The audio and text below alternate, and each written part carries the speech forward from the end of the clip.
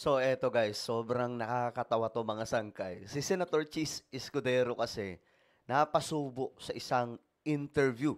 Isang batikang, reporter mga sangkay yung nag-interview sa kanya about sa impeachment complaint ni VP Sara. Ay anak ng toko mga sangkay, nahuli po sa sarili niyang interview. Sariling bibig yung nagpahamak kay Chis Escudero at sobrang nakakatawa 'to mga sangkay dahil mismo yung reporter yung nakabuko sa kanya. At ngayon, kumakalat po ito sa social media.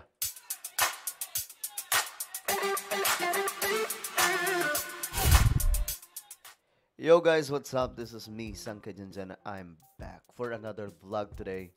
Kamusta po kayo mga kababayan? Eto na nga, pag-usapan po natin ito mga sangkay ngayon kasi kumakalat po ito ngayon, nag-viral po sa social media itong interview ni Chis Escudero na hindi niya namalayan mga sangkay na yung sinasabi niya, inahuhulog na pala siya sa sarili niyang bibig. Pambihira, huling-huli po ng reporter, mga sangkay. Anyway, bago tayo magtuloy-tuloy, paki-subscribe po muna yung ating YouTube channel. Tayo po ay 1.51 million subscribers na. Road to 2 million subscribers. So kung ikaw ay hindi pa po nakakapag-subscribe at nais mong mapabilang sa dumaraming mga solid sangkay, makikita nyo po yung subscribe button sa baba ng video na to. I-click nyo lamang po yan. Click nyo yung subscribe, i-click ang bell, at i-click nyo po yung all. Sa mga nanonood naman po sa Facebook, i-follow nyo po yung ating Facebook page. Okay, ito na. Tingnan po natin mga sangkay kasi dito, nagisa po si Senator Chis Escudero sa sarili niyang mantika. Ito kasi yung interview. Huling-huli kasi siya dito eh. Sabi nga ng nag-post na ito.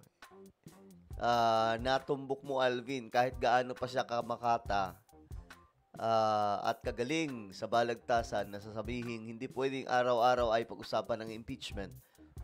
Obvious. Obvious daw po mga sangkay na kumbaga ayaw niya sa impeachment. Alam niyo marami po siyang paligoy-ligoy dito mga sangkay kahit sa mga ano niya, sa mga pa-press con. Marami po siyang palusot. Kailangan unahin keso yung ipasa yung bill na ganito. Ito na nga yan na nga yung sinasabi ni PBBM actually. Sabi ni BBM, 'di ba?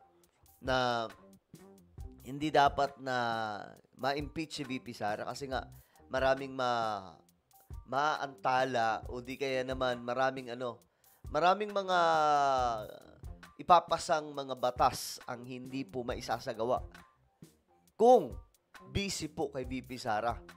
Pero again, andun na nga po mga sangkaya, kahit ako ayoko naman po talaga ng impeachment complaint niyan kasi dagdag gulo lamang po yan sa politika.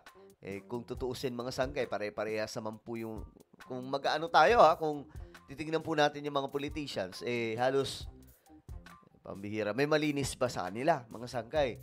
Pero, ang punto kasi dito, nandun na po ang impeachment complaint.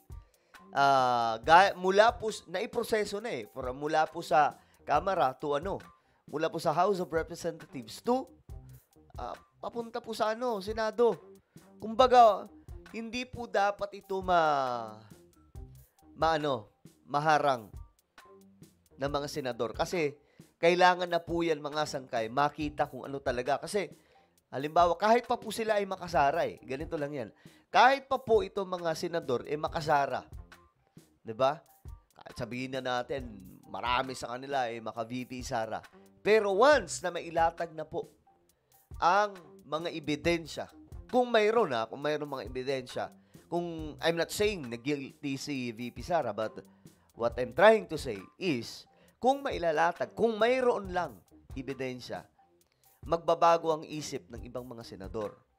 Bakit? Ang alangan naman mga sangkay, kakampihan nila kung kitang-kita sa mainstream media, kitang-kita ng sambay ng Pilipino na mayroon ngang problema, mayroon ngang ebidensya. Ganun mga sangkay. So, no choice sila dyan, kundi kahit kakampi ni VP Sara, kailangan nila ilaglag kasi may mga ebidensya. Kaya nga sila yung judge, di ba? Kapag ka sa korte, kumpleto sa recados yung ebidensya mo, nasasakdal, talagang madidiin. Ganun lamang po yung kahit anong gawin nila. Ngayon, ang problema naman kasi, ito nga ang kumakalat. Di umano na bali-balita na itong si Senator Chis Escudero daw, bigla pong naging malamya sa impeachment complaint laban kay VP Sara. Dahil nga raw po, di umano, ayon sa chismis lamang na umiikot, actually, nagpapang-abot na po yun sa media, gusto daw manatili ni Chis sa taas. Kung kaya't mga sangkay, pumapabor po sa mga DDS na senador. Ngayon, pakinggan po natin kung paano po nahulog si Senator Chis sa sarili po niyang bibig. Kasi ang iniisip talaga nila, kasabwat itong si Senate President Chis Escudero para ma-dismiss ang reklamo laban sa Vice Presidente. Anong gusto mong sabihin sa mga taong iniisip na ikaw ang susi bakit mawawala ang kaso laban sa Vice Presidente? Ayan na. Ang nagsasabi niyan, Alvin, ay yung mga tuto, kontra at ayaw kay Vice President Sara. Ang mga nagsasabi, yung mga tutol at ayaw kay VP Sara. Ang mas nararaming Pilipino, ang paniniwala ko, gusto na magtrabaho ang kanilang kongreso, ang kanilang gobyerno para sa pangunahing mga pangailangan nila. Ang ganda yung sinabi niya, no? Pero pakinggan nyo mabuti. Yung nag-i-interview, itong si Alvin, talagang pinapakinggan yung tono ng pananalita niya, mga sangkay, at dito natumbok nga niya. At hindi sumausaw na lang palagi sa ingay at gulo ng politika tulad ng nakikita natin ngayon. Hindi naman Lunes hanggang Biyernes, kada linggo na lamang puro politika ang dapat natin asikasuhin. Magbangayan tayo at maghanap pa tayo ng dagdag dahilan kung anong pwede pa natin pag-awayan at hindi pagkasunduan. Siguro naman may panahon tayo dapat ilaan. Ganda sana ng sinabi niya, mga sangkay, kaso huling-huling siya dito sa sarili niyang bibig. Para sa trabaho, para sa tama, para sa kung anong dapat, at sa pwede natin pagkasunduan at pagtulong-tulungan. Hindi yung puro na lamang yung pagkakahiwalayan at pag-aaway-awayan natin. Parang ang himig mo, parang ayaw mo nga sa impeachment, Senate President.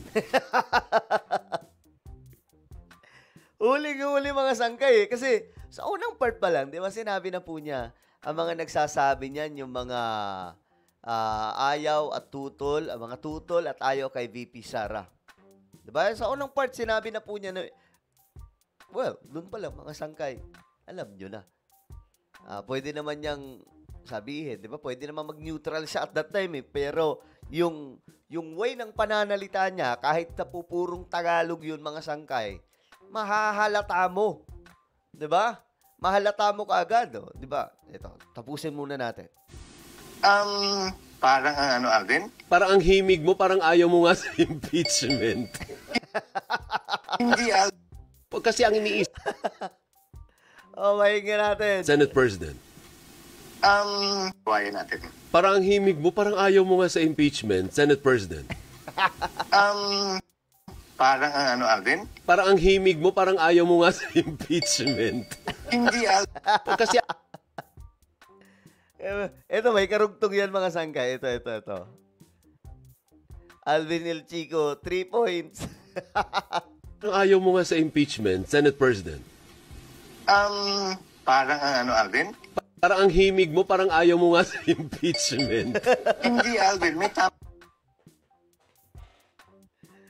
Tawang-tawa si Alvin El Chico eh.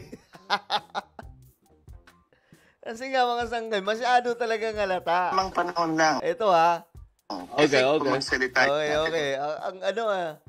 Ang kulit ni Alvin El Chico, yung okay niya, parang may gustong iparating kay Chis Escudero. Kasi, ito kasi yon, mga sangkay. Masyado pong halata yung sagot niya dito, unang-una pa lang.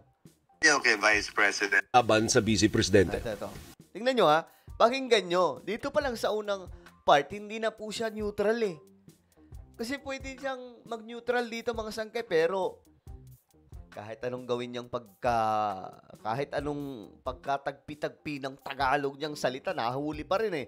Kasi sa unang part, ito, tingnan nyo ha, hindi siya nag-neutral. Ang nagsasabi niyan, Alvin, ay yung Nagsasabi niyan ay yung mga tuto, kontra at ayaw kay Vice President Sara. tutol at kontra kay tutol kontra at ayaw kay VP Sara. sinabi po ni Cheese, kaya sa unang part pa lang mga sangkay, bistado kagad siya. Uhuli ka, pare. Kasi nga, nahuli kagad sa sarili niyang bibig yung nagpahamak sa kanya, oh. Parang ang himig mo, parang ayaw mo nga sa impeachment, Senate President. Parang ang ano, Alvin? Parang ang himig mo, parang ayaw mo nga sa impeachment. Hindi. Ang kulit ng tawa ni Alvin El Chico dito, eh. Alvin, may tamang panahon lang. Okay. Kung Okay. magsalita natin. Dito natin, bago tayo magtapos. Parang ang himig mo, parang ayaw mo nga sa impeachment, Senate President. Parang ang ano, Alvin? Parang ang himig mo, parang ayaw mo nga sa impeachment. Hindi, Alvin, may tamang Ay, nako, Cheese Escudero, huli-huli. Well, ano po ang inyong opinion, guys? Comment down below. Meron tayong YouTube channel, Sangkay Revelation. Hanapin niyo po ito sa YouTube. Kapag nakita niyo na, i-click niyo po yung subscribe, i-click ang bell, at i-click niyo po yung all. Ako na po ay magpapaalam, mag-iingat pong lahat. God bless everyone.